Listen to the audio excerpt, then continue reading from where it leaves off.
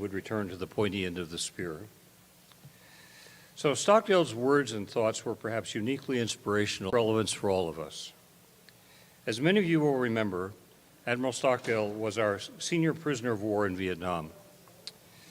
It's amazing to me that virtually every institution, every award, and every position in the Navy that has anything to do with leadership and ethics is named after Stockdale. And I think what I'm about to say may help you see why. Stockdale was shot down over North Vietnam and endured more than 7 years of imprisonment and torture, and really never walked properly again. Before he went to Vietnam, he read philosophy with a professor at Stanford when he was supposed to be studying economics. As he was leaving, the professor gave him a small volume, the Enchiridion by Epictetus. Enchiridion means a handbook, by the way, a Stoic Roman philosopher. He read it avidly, kept it beside him in his bunk on the aircraft carrier, and later in his book, Thoughts of a Philosophical Fighter Pilot, attributed his very survival of the POW experience to his having deeply imbibed Epictetus' message. The core of it was this: rigorously distinguish what is in your control, your thoughts, your feelings, and your reactions to things, and what you don't control, your health, what happens to you in the world, and so forth. So at the end of his time, and he was asked, circumstances, what happened to you? The POW experience was an extreme of this. He controlled nothing about how often he was tortured, how long he would be imprisoned, or how his guards would treat him. But of course, his POW experience is just an extreme of what is true of all of us in our lives. We get sick, we grow old, we experience loss. A quick word of inspiration is this: don't imagine a world better, prettier, or more just than the one you find yourself in. Call things by their right names and honest names, and control what is really in your control, your reactions to what life gives you. Don't futilely try to resist all the things that are not in your control. For the Stoics, the central goal is a quiet mind at peace with the world. To that end, why me is a waste of time. Thank you.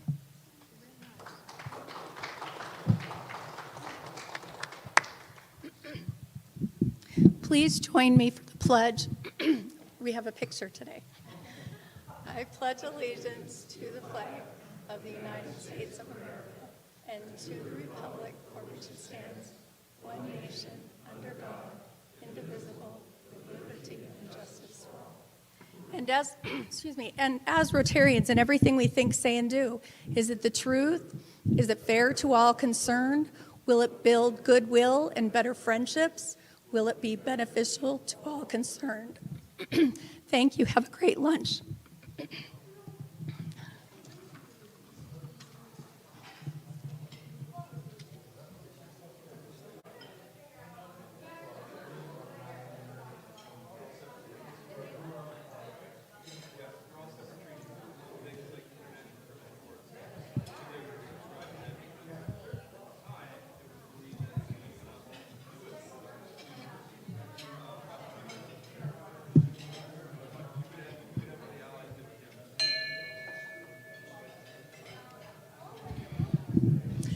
Good afternoon. Thank you guys, those of you that showed up today. Imagine where we'd be if you didn't. It's a nice, intimate little crowd.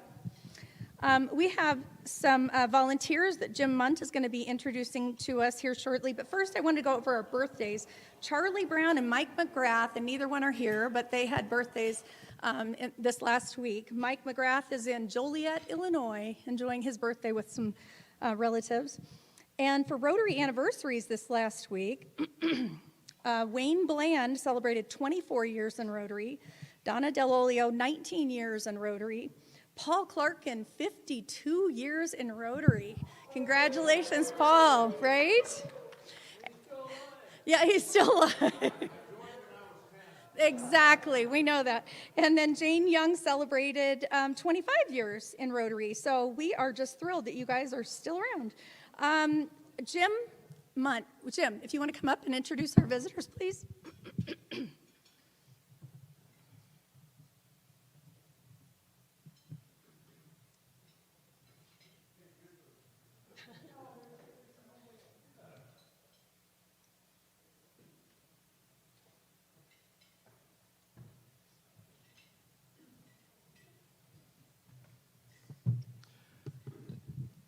Good afternoon. We have two guests here. Well, one visiting Rotarian, but one guest is Chloe Henry, guest of Chris Lewis. Chloe, where are you?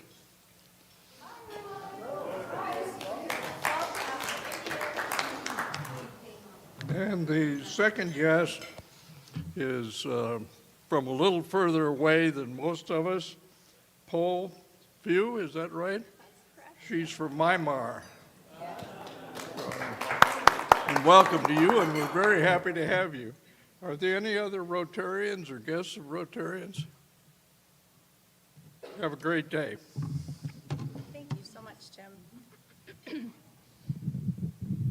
And we always fail to mention, and not very many people know this maybe, but I do, so shame on me. Po Pugh is the president of her Rotary Club in Myanmar. So we are thrilled to have you here again. And thanks so much for being our speaker last week. That was amazing. And I don't know how many of you guys were here last week for that, but her pictures and her travelogues certainly made many of us want to go visit. So thank you very much. That was such a nice program. So we have Holly, if you would like to come forward. We are doing a white badge presentation today.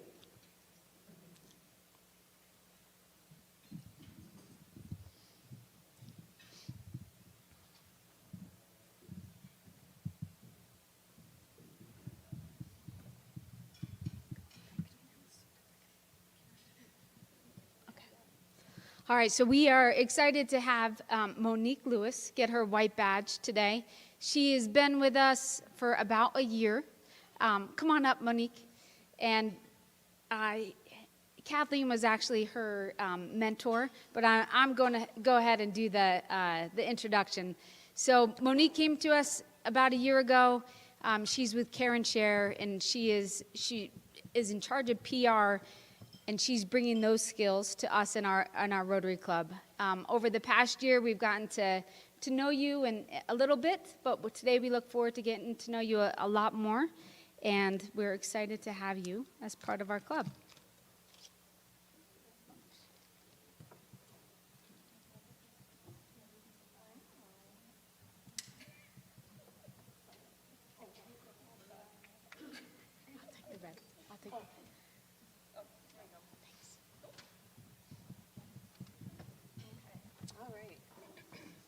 Well, thank you guys. I'm glad it's a smaller crowd today because as Kathleen knows, I am not my best on camera or in front of a mic. So I'm going to make this short and sweet. But first and foremost, I do want to thank my fabulous sponsor, Kathleen, for encouraging me to join the best club in Colorado Springs.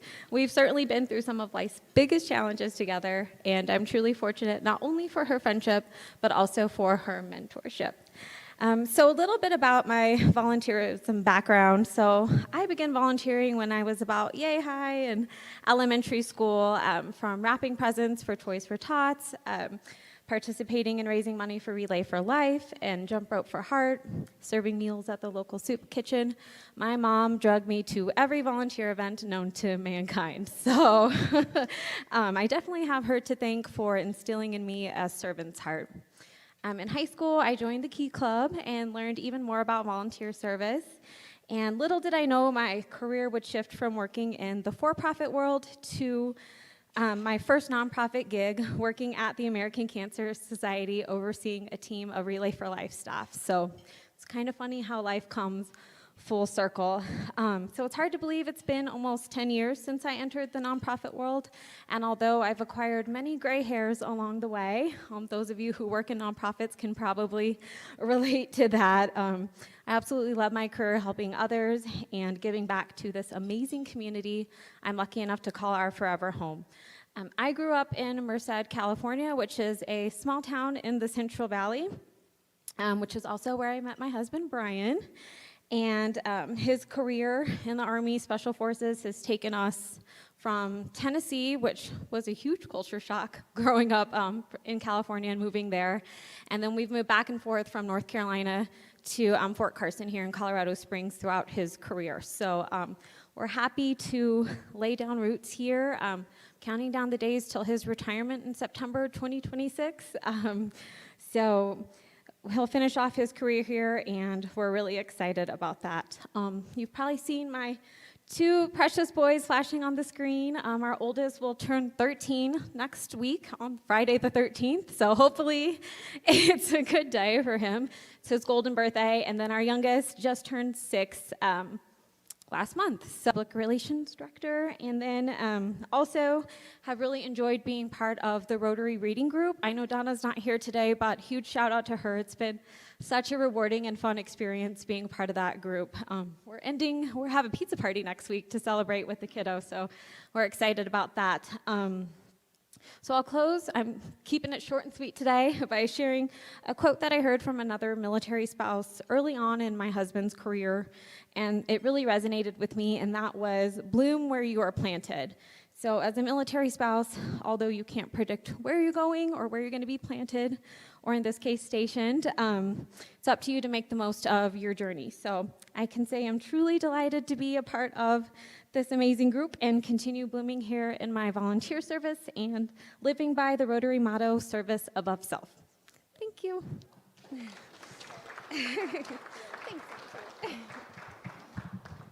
I was thinking that it's pretty miraculous that Monique and I are still friends, because after I had my accident, she had to step up into my position. And as you know, with nonprofits, it's not with the pay of that position. And she did that for I don't know how long. And then when they opened up my position, she had to interview for it just like everybody else. So thank you for continuing to be my friend. All right, well, congratulations to you. Randy, did you want to talk about the golf tournament? We have, okay, does this mic work right here, Fabrizio? Oh, okay, there you go. Let's see, this is a little bit unanticipated, but we're still planning on the golf tournament, but I think we've got a website up and running, and my job is to recruit golfers, so I'll be emailing all of you and everybody who's played in the past and so on and so forth, so that's what I know. Thank you. Yeah. Thank you very much. Okay, and I'll send out so you know what the website is. Hey, it's a beautiful course. Last year it was just incredible. It was really fun. So, yep. thank you. Right, so Chip Fraser is not here, Samantha's not here, Jordan's not here, Tina's not here. Wow, we got through those announcements really fast. You may notice that on your tables, we do not have the tabletop flyer with all the announcements, and that is because Karen Moody is on vacation, enjoying time away from our wonderful club. And when she's not here, everything doesn't just happen, as I've realized this morning. And Fabrizio, she was missed this week. I am going to introduce a guest that we have today. His name is Glenn Malin, and he has some things that he's going to share with us before we get to our main speaker. Forces. So I'm going to start this talk like I would any talk about national security issues. What? Oh, y'all don't drink at the workplace? It's water, don't worry. I don't know if there's any left. It's really great to be here. It's great to see all y'all, although I gotta say, looking around at your faces, I kind of miss masks. No offense, no offense. Most of y'all have beautiful personalities, I'm sure. Hey, something completely unplanned. Monique, I served in combat with your husband. Yeah, I think I gave him a big bear hug maybe 2 months ago because I saw him. So that's really cool that happened. That was my last trip in Afghanistan. All right, back to comedy. I'm a comedian, by the way. I'm not trying to make a statement about masks. I'm not trying to say anything, but the Army was a little silly with their rules. For example, in 2021, after the lockdowns, we started doing parachute operations again, you know, tactical skydiving. They were having us wear a mask while jumping out of a plane at night. Because, you know, the leading cause of death for skydivers is COVID-19.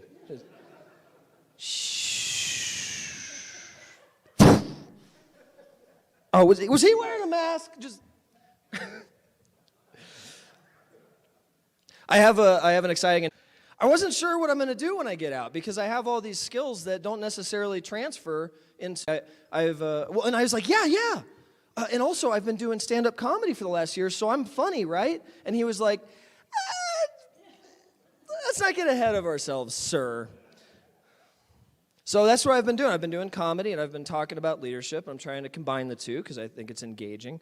And I'm doing it for lots of reasons. One of the reasons is not only is it enjoyable, but it gives me flexibility to spend time with my kids because that's actually why I'm getting out of the military, is to spend time with my kids. I have 50% custody of my kids. Which means that half the time I'm really, especially now, just pouring into them and being the best father that I can be.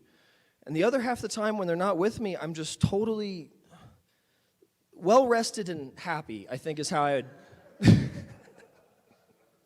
It's a full-time job, little kids. They're difficult, you know, because you have to do things 24/7, like keep them alive, and it's not... They don't make it easy. I was in my study, my 2-year-old ran in to my study with a white plastic garbage bag over her head, over her whole body. First of all, I don't know how she even got that. I keep those in the gun safe. It's like, I need to check that in a second.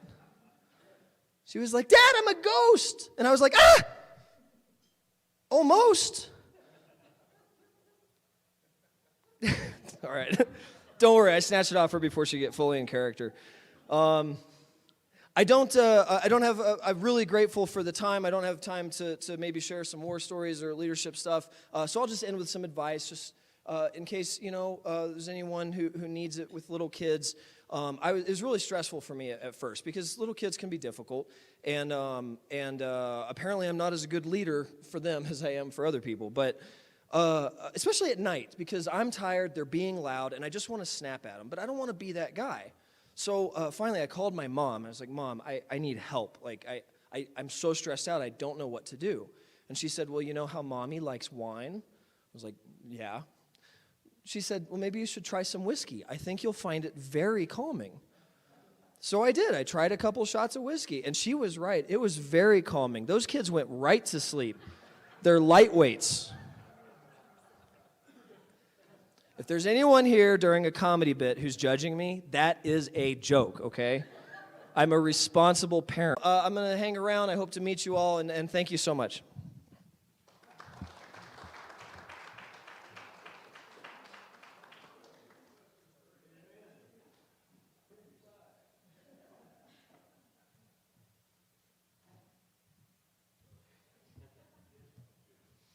I thought it would be nice to enjoy something a little more than just supporting the veterans, so you're welcome. All right, well, our speaker today, I'm so excited to introduce you to her. It's Lauren Graziano. You know, she actually made her first touch point with our club about a year ago before our golf tournament, and her boss, who's on maternity leave right now, actually approached me and said that they had this golfing-related nonprofit teaching young people life skills through the game of golf. And I said, well, you know what? We've got a golf tournament coming up. And so they actually did supply some of the gifts and prizes to our winners at the golf tournament this past year. So I already liked the nonprofit before I actually got to really meet her. But Lauren Graziano is the Community Impact Coordinator for First Tee, Southern Colorado. As the Community Impact Coordinator, Lauren serves as the organization's advocate and contact in developing and nurturing relationships with community leaders, golf facilities, schools, districts, youth-serving organizations, donors, and others as needed to create a positive image and develop new opportunities for programming and financial development. She also represents the organization at community events and embodies the organization's mission and core values.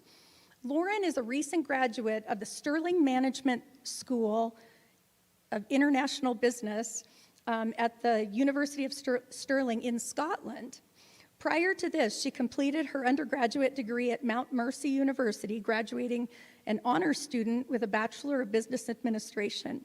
After finishing her studies in the UK, Lauren moved back to Colorado in late December of 2020 to pursue her professional career goals.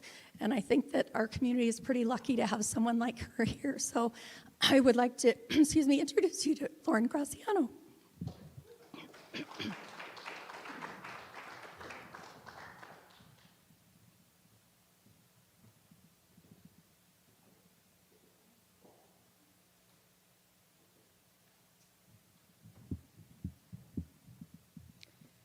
Okay, hi everyone. Thank you, Kathleen. That was a wonderful introduction. I didn't even know you knew so much about me.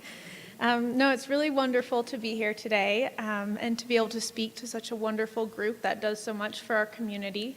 As Kathleen mentioned, I am the Community Impact Coordinator for First Tee Southern Colorado, and a big part of my role is community engagement and community awareness, so speaking to groups like you.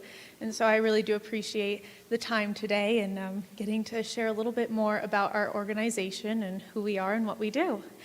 So First Tee Southern Colorado is a youth development organization, and our mission is to help kids build character through educational programs by instilling life skills and different values that they can take with them in all walks of life. And so we've been around, this is our 10-year anniversary. And so we originally, our board was very forward-thinking, and so they built an indoor facility when we first started. And we'll chat about that a little bit more as we go through the slides, but that way we're able to offer our programs year-round. And so we do our programs at the Learning Center, and then also our outdoor programs at Valley High Golf Course. So if you want to go ahead. So this is a little video that shares a little bit more. If you want to go ahead and click it, and we can watch a fun video.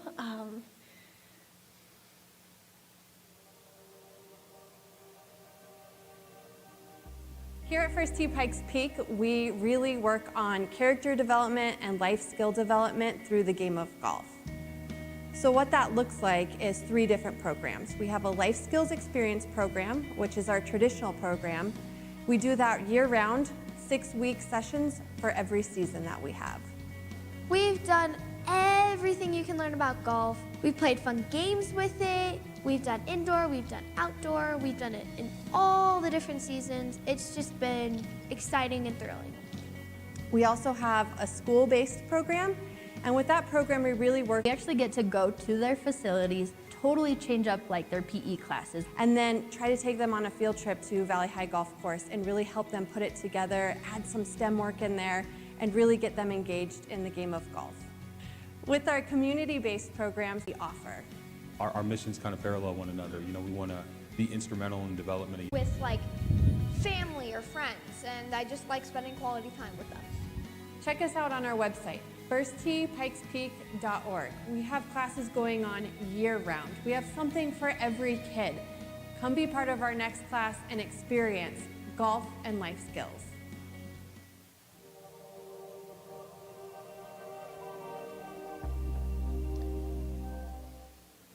So you'll notice that some of that says First Tee Pikes Peak. We recently... So we'll take a quick look at our core values. The way that our programs are structured, we have 3 branches, and they kind of mentioned it in that video, but we have our traditional programs, which is our life skills experience. Then we have our community-based programs and our school-based programs. The school-based and community-based programs are entirely free, and then our traditional-based programs, we keep our program costs as low as possible. We never turn anybody away because we meet anyone wherever they're at. It's all inclusive, so we have scholarship and financial aid, and we have at the core of what we do. There's 9 core values, because with golf, you do everything in 9. And so these are things that apply to the game of golf, like honesty, integrity, respect, perseverance, things that we could also probably all do a little bit better on the golf course, and especially being patient with yourself and building up that confidence. And so we generally start each program session, we introduce the core value, we talk a little bit about how it applies to the game of golf, And then we also talk about how it applies at home, with family, at school, in the classroom. And that way these kids are able to take that and apply it to all life scenarios and really take it with them and carry it throughout their walk of life. So if you want to keep going. So this is some of our current statistics. And so if you have a look, last year we served 1,092 participants through our LSE program. Overall, if you include our school and community-based programs, we served 2,074, which is the largest we've ever been. During COVID years, we were at about 700.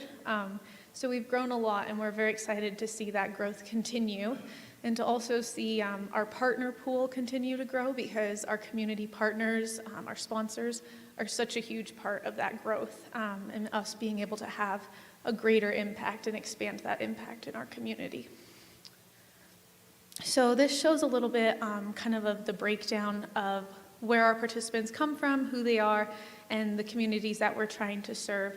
With our school-based and community-based programs, we generally work with District 2 and District 8. Our community partners include Hillside Community Center. We also work with Boys and Girls Club, Big Brothers Big Sisters, different YMCAs. One of our new partners is the Family Success Center, which is going to be opening in August. And that's over in the southeast area as well. And so really trying to focus on giving kids an opportunity. That's what we offer at our Learning Center and at Valley High Golf Course. And then we do various play day camps where the kids get to go and play at different courses like Cherokee Ridge or Patty Jewett.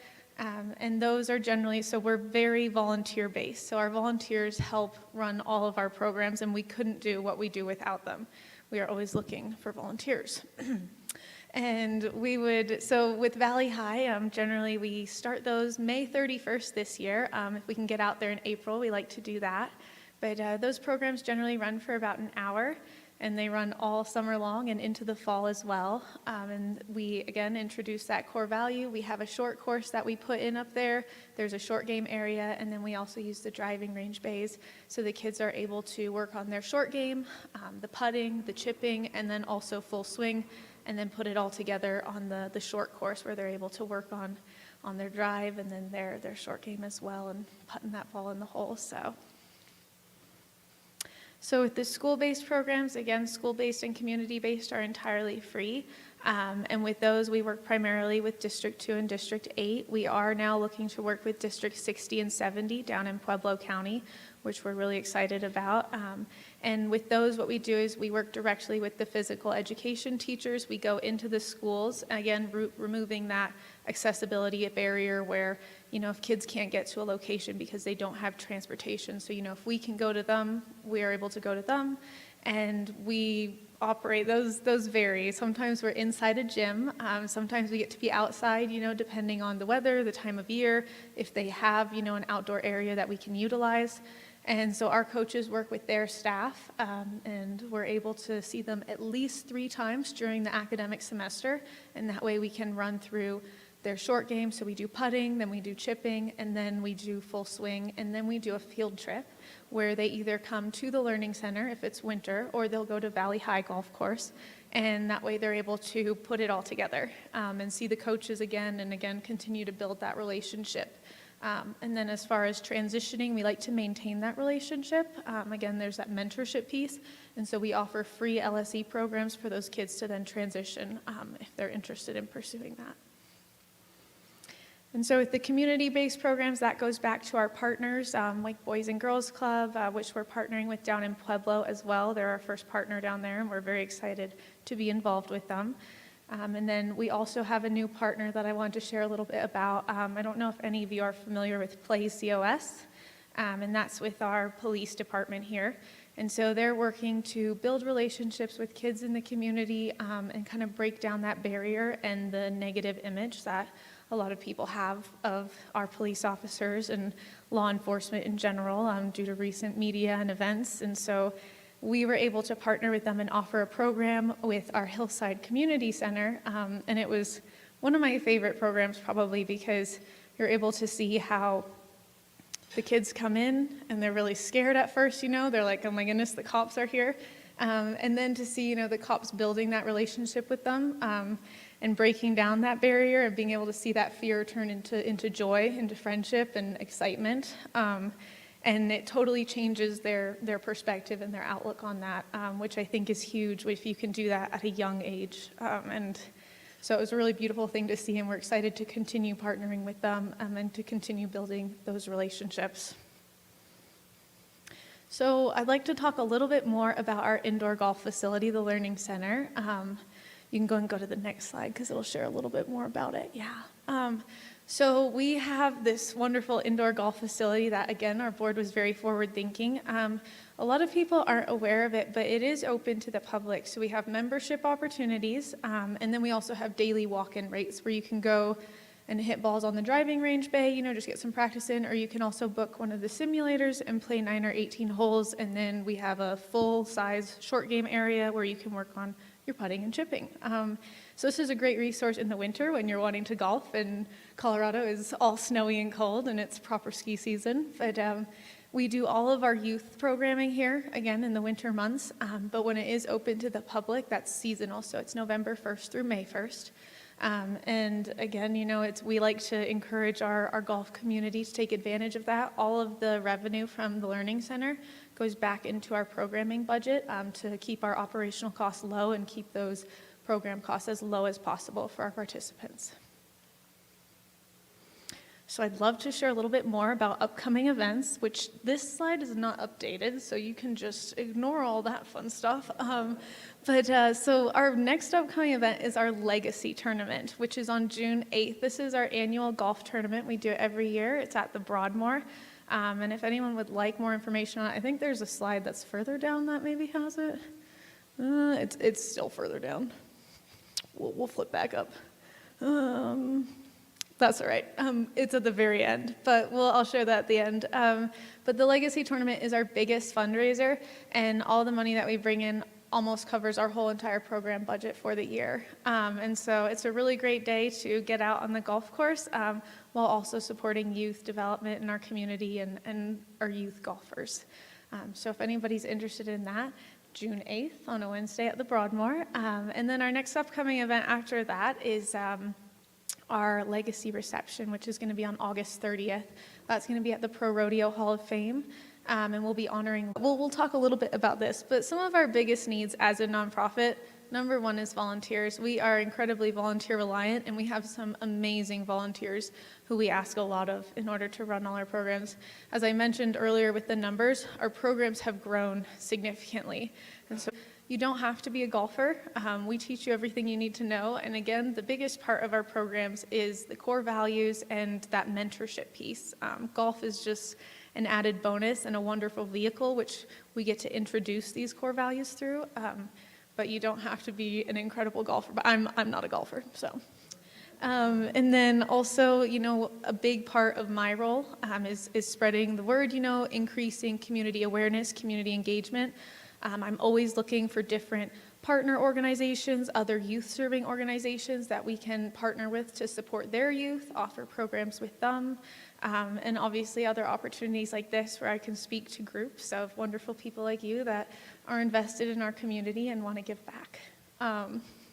So this is a little bit more about that volunteering. And again, if anybody's interested, there's also information on the brochures, and I also brought cards, but I'd love to speak to anyone about volunteer opportunities because, again, we're always looking for them. So one of the opportunities that we have is to sponsor a participant. Again, we never turn a participant away, so their family comes to us, and whether they can pay for part of it, for some of it, we keep our program costs as low as possible, but we also waive those costs entirely because sometimes that's what they need. And so that's exactly how we operate, and we don't require a very formal process.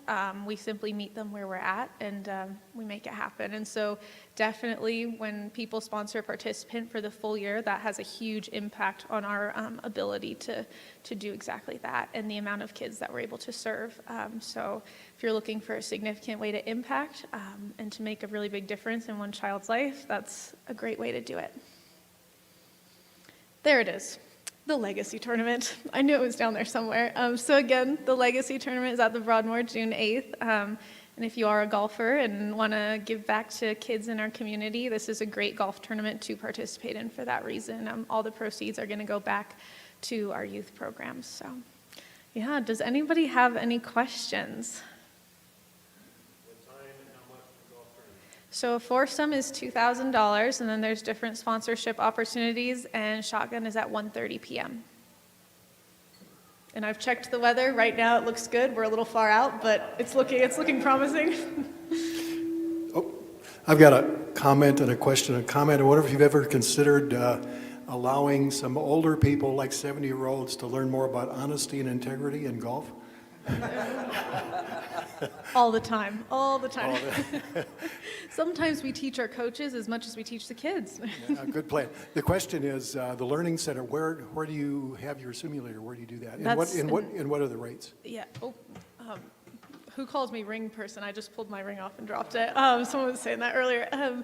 So our simulators are down. I'm glad you asked that. The location is off of Platten Academy at Citadel Crossing. And is that what you were asking, where it was located? Yeah. So it's right over there. There's a guitar center, and we're kind of tucked around the corner. We face south, so we're facing Platte. So we're on the far end of that Citadel Crossing area. And again, not a lot of people know that we're tucked over there, but we do host events. So we do networking events, we do different parties and whatnot, private events. So if you're ever interested in having some kind of little event to celebrate something, or you want some kind of fun interactive experience combined with a networking or business event, those are really fun to do. We do a ladies sip and chip, which is really great, and the ladies always enjoy, and some do more sipping of the wine than chipping, and some do more sipping or chipping than sipping, and so are from Colorado Springs, and how many from Pueblo in your group? So as far as staff or volunteers or? Both. Both. So right now we've only done one event program down in Pueblo, and then we have 3 upcoming camps. Right now everyone is up Homewood Golf Course, which we're really excited about. They've got an Executive 9 that's great for youth programs like we run. And so we're looking to, see if maybe we can potentially hire someone down in Pueblo to be someone that's part of the community down there and really be a community leader, someone who can also do what I do down there and engage with the community and find the people who are passionate about youth and about youth who want to golf, and creating those opportunities, giving kids an environment to be themselves and feel confident. So we'd love to have someone who's local from down there. However, it's a process, so it's in the works, and that's what we're hoping for. Right now, we have up in Colorado Springs 4 full-time staff. It's myself, our executive director, Sandy Johnson.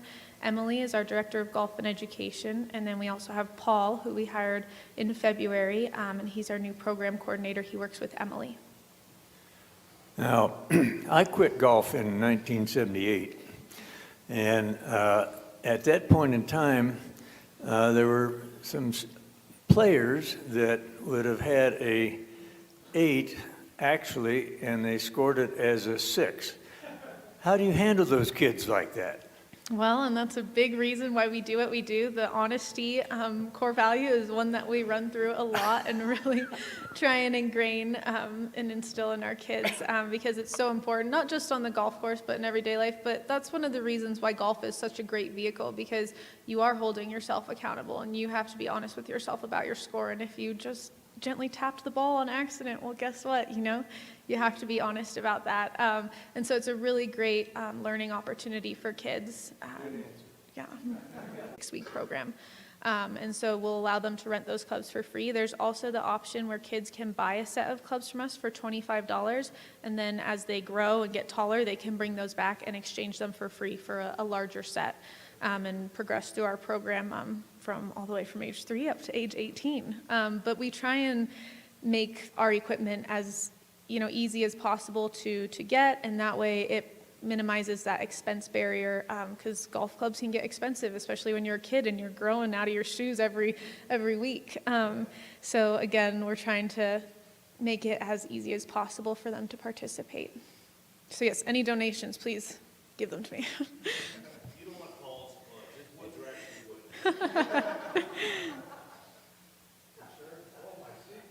you would.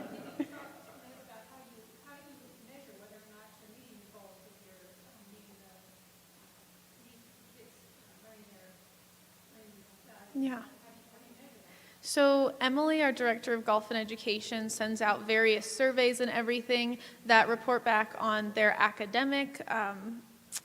different academic measurements that they report back on, and then different, asking about different core values and how have they applied them anywhere else, at home or at school. And so the kids some of them are for the kids to fill out, some of them are for the parents to fill out to kind of get different perspectives and see, are they learning these things? Are they retaining it? Are they applying it in different scenarios? And are they recognizing that connection? And so that is a big part. We also do events that aren't just focused, they're other than golf events, where we talk about different things and have different activities where the kids can also apply those, and we try and see how they apply them in those different scenarios as well.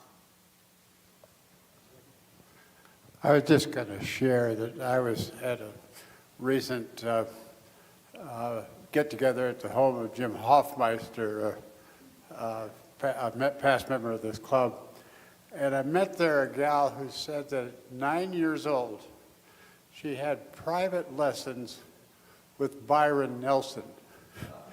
And she said he kept putting brand new balls down and asking me to hit them into a lake.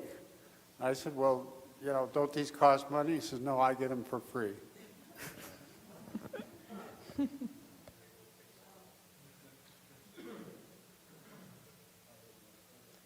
All right, wonderful.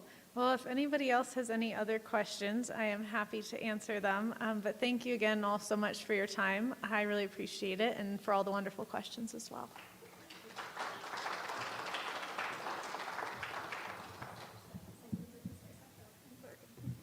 Thank you so much, Lauren. I appreciate your presentation and your time. And we have a certificate for you. There you go. You've now been a speaker here. And I didn't think you were old enough to need highball glasses on a daily basis. So there you go. Enjoy some coffee. Thank you so much. Yes. This is my new office moment. Right. There you go. Thank you very, very much. I appreciate that.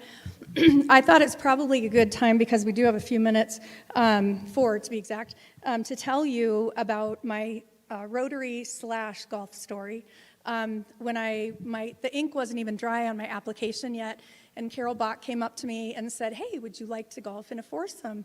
And it was with Jane Hamoud and Miley Foster and Carol. And I said, sure. And I remembered, because I'd never golfed before ever, and I remembered that I had won golf lessons from a golf pro at the Broadmoor, so I quickly got signed up for that. I went to Play It Again Sports and miraculously found a tall girl's set of clubs, so bought those. And then I've never golfed before, so I didn't know if you have costume changes or whatever. So I went out and I bought, several different outfits, all color coordinated, of course, and everything. And so I believe it was on a Friday meeting, weeks and weeks, a month later or something. And I said to Carol, I go, hey, by the way, I forgot to ask you, which golf course are we going to? And she said, oh, it's miniature golf. It was in support of the North Club. We went. I did make 2 holes in one, so obviously all that training did pay off. But anyway, I did learn that if you're invited to be part of a foursome, you should ask a lot of questions. Anyway, thank you guys. Have a great week.